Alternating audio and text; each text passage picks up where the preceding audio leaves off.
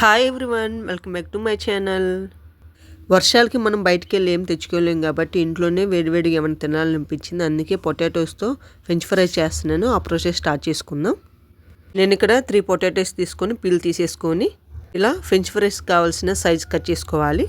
ఇలా కట్ చేసుకున్న తర్వాత ఒక బౌల్లో వాటర్ వేసుకొని కొంచెము సాల్ట్ వేసి స్టవ్ మీద పెట్టేసి కొంచెం హీట్ అయ్యాక వాటరు మనం కట్ చేసుకుని పొటాటో పీసెస్ని వేసుకోవాలి. ఈ పీసెస్ని ఎక్కువగా బాయిల్ చేసుకోవద్దండి, ఒక 50% ఉడికితే సరిపోయిద్ది.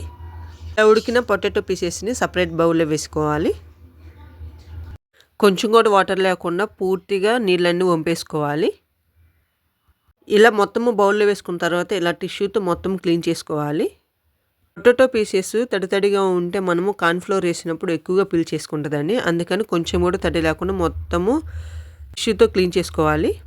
క్లీన్ చేసుకున్న పీసెస్ని ఒక బౌల్లో వేసుకొని మనము 3 పొటాటోస్ తీసుకున్నాం కాబట్టి 1 కప్ కార్న్ఫ్లోర్ అయితే సరిపోయిద్దండి. కార్న్ఫ్లోర్ కొంచెం సాల్ట్ వేసుకొని మొత్తం కలిపేసుకోవాలి. డీప్ ఫ్రైకి సరిపడా ఆయిల్ పెట్టేసుకోవాలి. కార్న్ఫ్లోర్ మరొకసారి వేసుకొని కలుపుకోవాలి.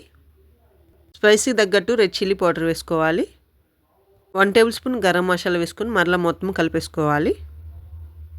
ఇలా కలుపుకొని పక్కన పెట్టేసుకొని ఆయిల్ హీట్ అయ్యాక వీడియోలో చూపించే విధంగా ఈ ఫ్రెంచ్ ఫ్రైస్ని ఫ్రై చేసుకోవాలి. డైరెక్ట్గా ఆయిల్లో అసలు వేయొద్దండి, వీడియోలో చూపించే విధంగానే ఫ్రెంచ్ ఫ్రైస్ చేసుకోవాలి. ఇలా మొత్తము వేయించుకోవాలి. ఫ్రెంచ్ ఫ్రైస్ రెడీ అయ్యాయండి. ఇలా మొత్తము ఒక బౌల్లో వేసేసుకొని ఫైనల్గా కొంచెం రెడ్ చిల్లీ పౌడర్ వేసుకొని అలా కలిపేసుకొని సాస్తో సర్వ్ చేసుకుంటే చాలా టేస్టీగా ఉంటుంది. ఒకసారి మీరు కూడా ట్రై చేయండి. Thank you for watching.